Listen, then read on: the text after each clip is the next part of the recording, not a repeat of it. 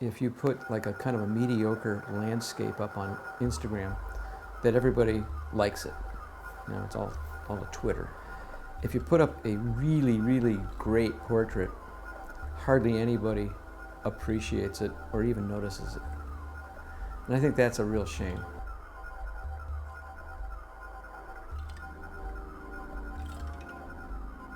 What is the definition of a portrait? I have no idea. If I had to write that down, it would be probably several hundred pages. I think a portrait involves some aspect of humanity, and it says something about that person, place, or activity. And I think that's the definition of a portrait. Now, how you interpret that visually as an artist or a photographer or whatever, or a painter, is really up to you. So the portrait is wide open. I think of all the great portrait artists, they're all over the map. You know, they're all over the place. A portrait can be a pair of hands. A portrait could be a couple of feet. I have one portrait that I did. It's a mother and two children, and they're all wearing their breakup boots. The portrait goes to the knees. One pair is a flowered pair, one pair is a traditional pair, and one pair is a pink pair. And it's obviously one of those spring days where everything's wet. The snow has just melted away and everything's moist and it's kind of spitting rain. And this mom and her two daughters have these boots on. And so to me, that portrait, right, and it's truly a portrait, it doesn't involve a face, but it says a great deal about those people. It says a great deal about this time and this place we call Alaska in the springtime. I think to have that everyday person, not in a dress-up mode, but more in a, this is some lady out watering lawn. What is she wearing? What is her hairstyle? What type of glasses is she wearing? What does the hose look like? What kind of plants is she watering? What's growing here at this time and place?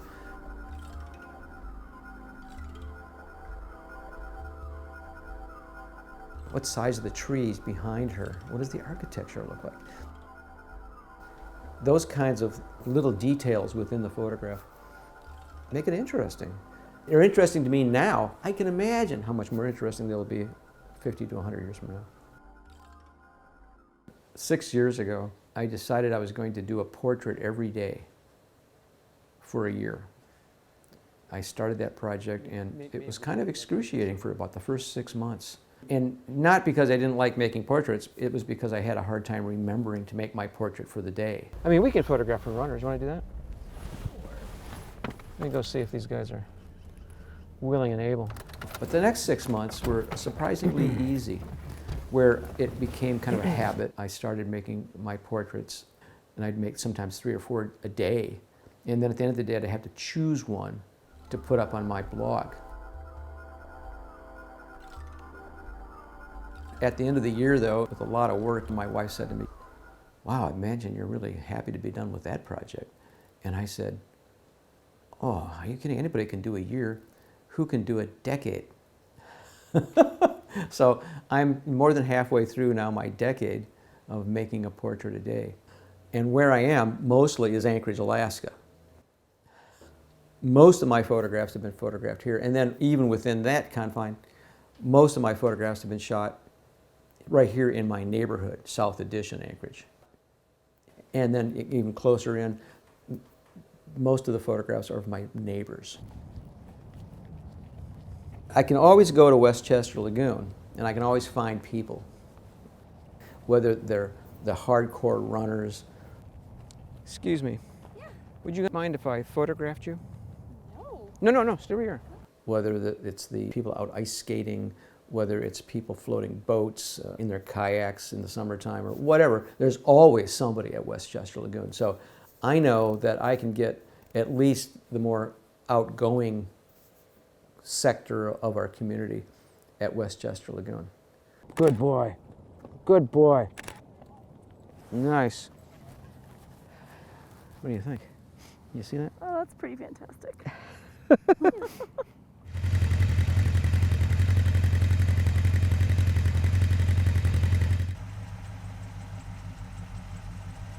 I wouldn't miss the 4th of July parade, because the 4th of July parade is the best kind of mash of cultural age, social economic backgrounds of people. I mean, you find all people. Anybody who's in town is pretty much at the 4th of July parade.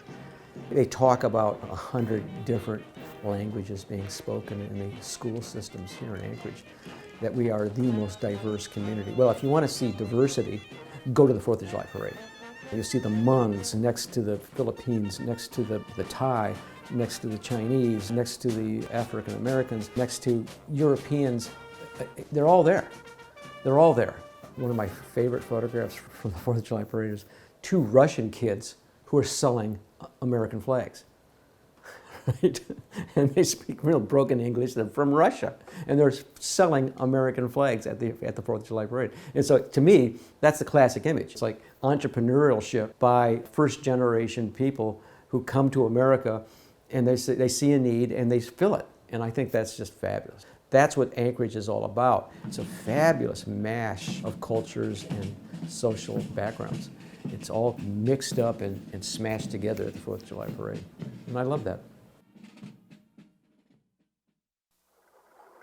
In a lot of ways, it's probably like New York City is, or certainly was, 100 years ago, when everybody came through Ellis Island, and you had people from all over the world, and they were all kind of mashed into one place. Lewis Hines photographs from that period, some of the great photographers that documented that situation, and it's crazy, it's wild. And I think we have an aspect of that here. Being a photographer in Anchorage, Alaska, not only do I have the great aspects of Anchorage and its cultural diversity, but then I go out into rural Alaska where I have distinct, different groups of native people who have been in Alaska for different times, some 1,000 years, some 5,000 years. And they have different languages, and they have different cultures, and they have completely different ways of doing things. If you want to talk about diversity, Alaska is the best. Right here and now, Anchorage is a great place to be. And I feel very fortunate that my photography has grown up here. My skills and my identity as a photographer has had a chance to stretch and grow during this time. I feel very fortunate.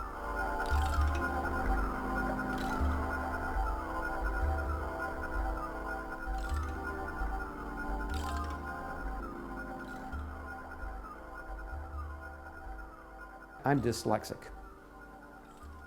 I didn't learn to read until I was 16. And I mean not 2 words in succession until I was 16.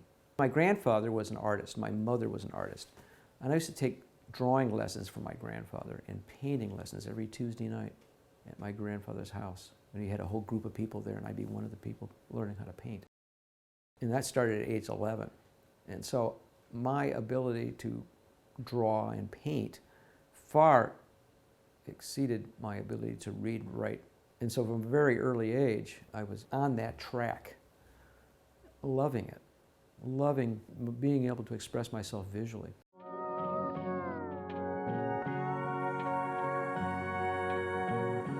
In the village, there are cycles, and these cycles are generally about 2 weeks, where every 2 weeks, what you hunt for or gather changes dramatically. In the spring, it might be geese and ducks.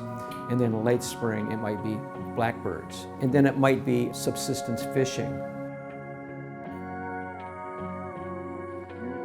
After that, it might be gathering of berries.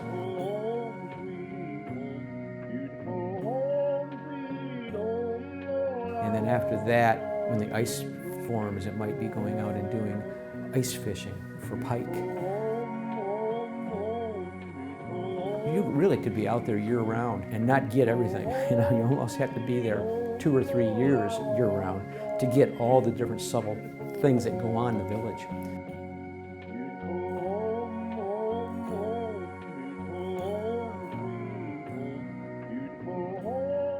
My name is Clark James Mishler. I'm a photographer, and I've often referred to myself as a visual anthropologist.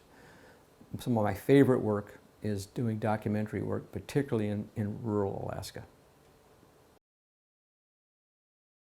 Peter and Vera Speen were the main characters in this plot. When I first met them, they had a one-room house with a single light bulb in the middle of the ceiling and a linoleum floor that was fairly well worn out. And I slept under the kitchen table. I saw all these things change as time went on.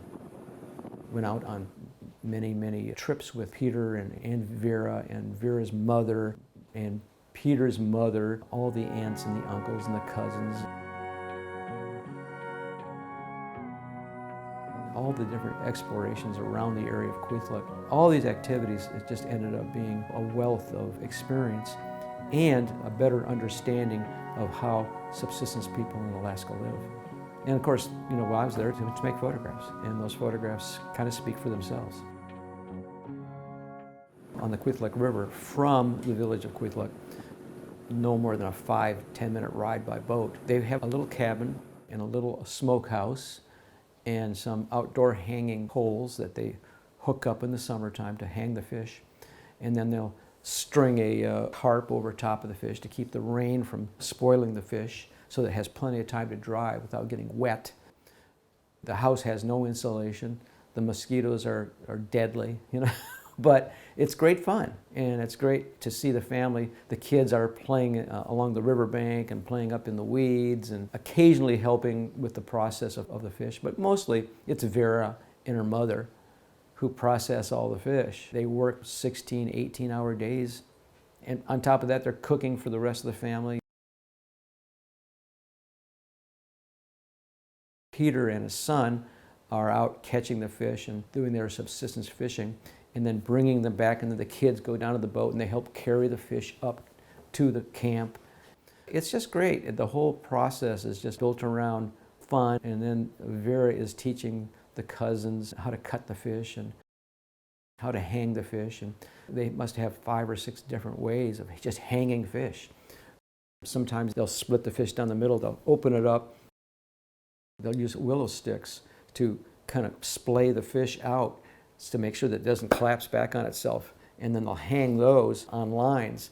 Other times they'll take the fish laterally and they'll cut it, leaving only the tail connected, and then they'll take those 2 pieces of fish that are connected by the tail and they'll hang those over a log, right? And then they'll do lateral diagonal cuts in that fish to further open up the flesh of the fish to give it more surface area that it could dry. And usually when you do it that way, the fish doesn't dry all that well. It remains very moist. And you might eat that fish maybe a month later because it's not completely dried. It's just sort of dried on the surface.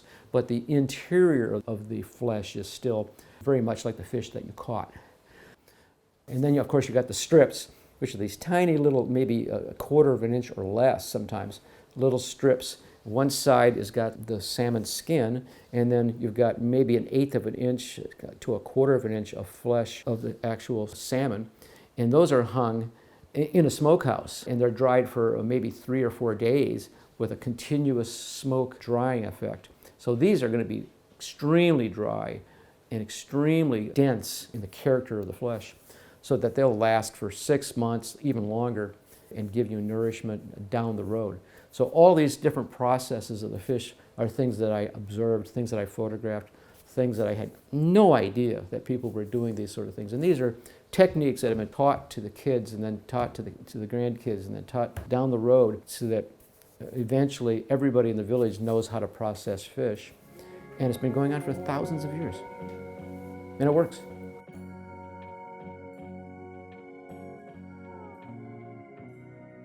At the end of the winter, when supplies are dwindling, you want some fish product to be left where you can eat that until the next fish come. I remember one time we were out on a moose hunt. We brought enough food for like 5 days, but we were out for 10 days. And so we basically ran out of all of our food. All we had left were these strips of salmon for 3 of us. I'd wake up in the morning, I'd go, oh, I'm hungry. I think I'll have a salmon strip. So I'd have like 1 salmon strip, and geez, it was like not a lot of food, but you felt completely full, and you felt you had just taken care of your hunger. And then about 11 o'clock, you go, oh, I'm kind of hungry again. I think I'll have a salmon strip. We did this for 5 days, And the amazing part is I never once had any hunger pangs. I never got sick of it. It was like the perfect food. So if you ever have to say, okay, what's the one food I would take with me? It would be salmon strips. It was just the perfect food. Sure, I'm out there to make photographs, but where does one learn those kinds of things about oneself and about traditional food? These are strips of substance that people have been eating for thousands of years. And the process to catch the fish, to process the fish, to last for 6 months so that you could eat them in the late spring and be able to subsist on those strips. Learning that from these Yupik natives was pretty darn interesting and pretty fun. Portrait of the day. It's such a weird thing. Oftentimes, it's 4 o'clock in the afternoon. I've been working all day. I don't have my portrait of the day, and I hop in the car and I go around my neighborhood in kind of concentric circles, going further and further out, trying to find anybody to photograph. Hi. Hi, would you guys mind participating in a photo shoot? Can we put the beers down first? Maybe. It's entirely up to you. You're Not Missioner? technically. Mishler, yes, Clark Mishler. How are you? What's your name? I'm Jake. Jake, nice to Nice meet to you. meet you. Jason. Jason? Kim. Kim, Clark. Nice to meet you. Nice to meet you. I do a portrait a day project, Oh, cool. and I'm in my 6th year of doing a portrait every single day for 6 years without missing one. And so, if I were to photograph you, there's a possibility that you could be on my blog. Okay. Oh, where do I sign? Oh, good. Oh, Oh man! Woo! All Are you right. guys ready for spring? Yeah, this is great. This is great. Sun's out, guns out. Okay, so I kind of like this street here, and I love this light.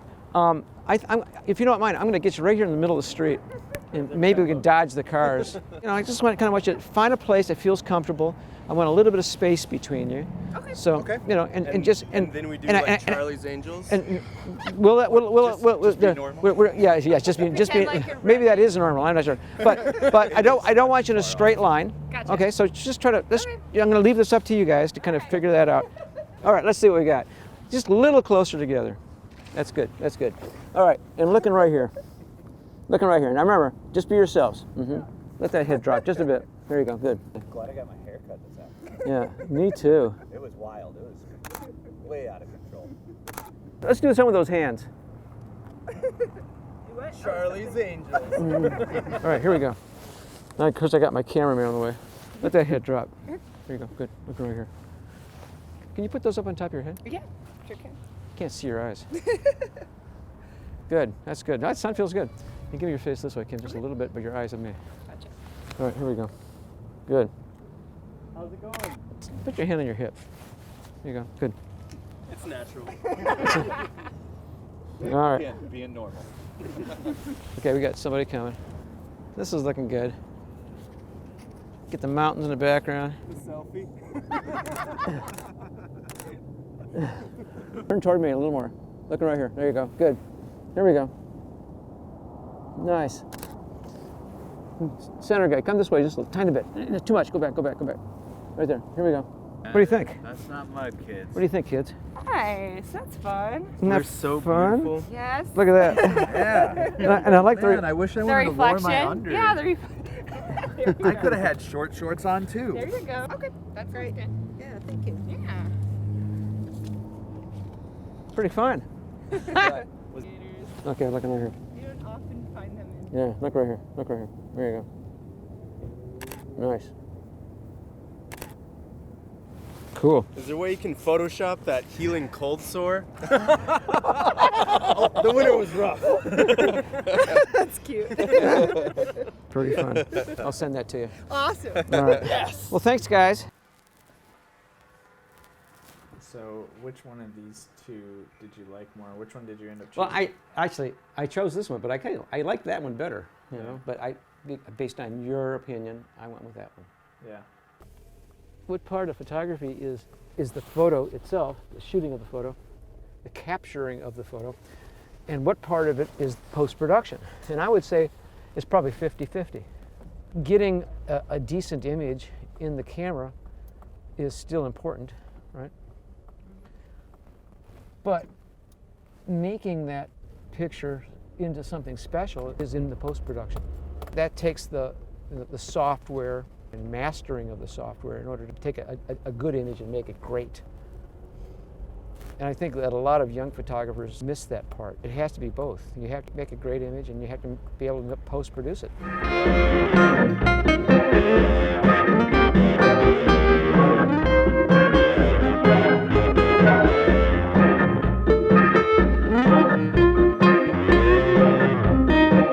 Oh man, look at that. That is just too funny. What do you think? Do we got it?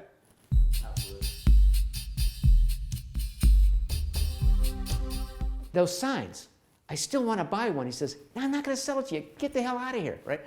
Come back a year later, and I go, I still want one of those signs. And he goes, the answer's still no. Came back the 5th year, and I said, well, I'm here again. I still want one of those signs. He says, God damn it. That's it. Go back there and take it and shut up. Nice.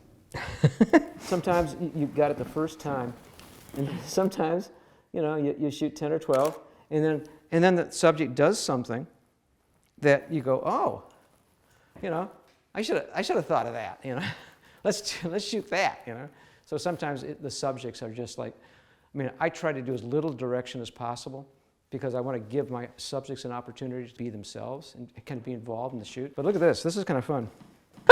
I love that. Look at the little curlicue. He's my star pupil. Some people think I hired him for his talent. No, it was for his good looks, actually. You know, I'm constantly photographing him. He's got this great portfolio. He can either be in front of the camera or behind the camera. It really doesn't matter.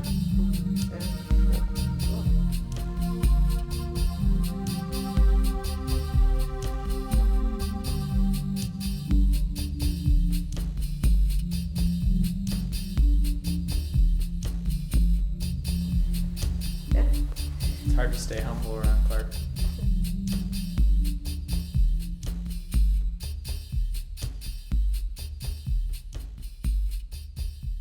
I'm an old guy now, and I'm still doing it and still loving it. I get out of bed every morning and I go, yes, let's do it again, you know.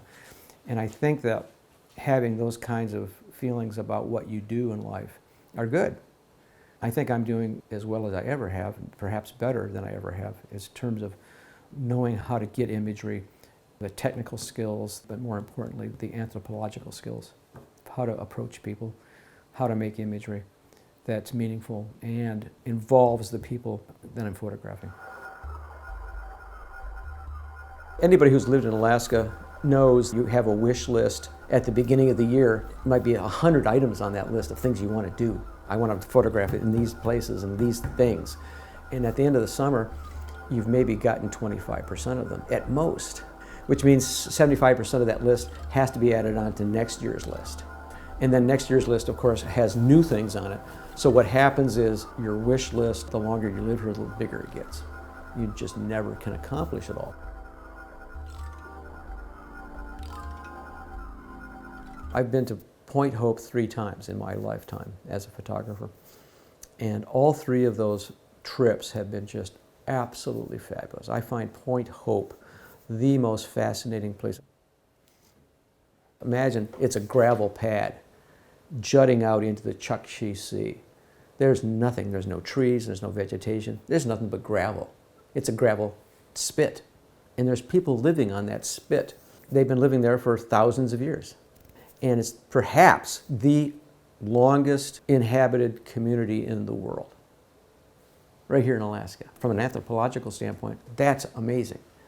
And then to go out there, they talk about the whale and how important the whale is. And before they started bringing lumber up there to build houses, they fashioned everything out of the tundra and whale bones. They would dig holes in the tundra and they would store their whale meat down there so they could eat it year-round. They would take the whale bones and they'd stick them into the tundra, and they'd bring them together, and then they'd pile the sod on top of that. And they'd live in these sod houses that were extremely warm, extremely efficient, and this kind of a curved shape to them, to where that you could heat them very easily. They basically lived 100% on whale meat. It was pretty meager existence, and yet they flourished for thousands of years doing exactly that. I was out there a couple of years ago during the Whale Festival. It was an incredible 3 days of dancing, blanket toss events, eating and cutting up and sharing the whale meat with the community, and people walking out with bags of whale meat. The rookie, the guy who catches his first whale, the captain, his boat gets cut up. It's traditionally, this beautiful boat gets all cut up. The hides are given to the elders, and the elders then take those and fashion boots and gloves and different things out of that. It's a tradition that the boat gets destroyed. It's a very humbling experience to watch this captain give his boat to the community, and for the community then to cut it up and give it to the elders. And to be able to see that and to feel that emotion that goes with that, and to watch the elders receive these pieces and roll them up and walk away with them, I've got that. I've got it on the digital cards, but I've also got it here. Those kinds of experiences are hard to explain. I think that through photography, 50 years from now, they're going to be even more important.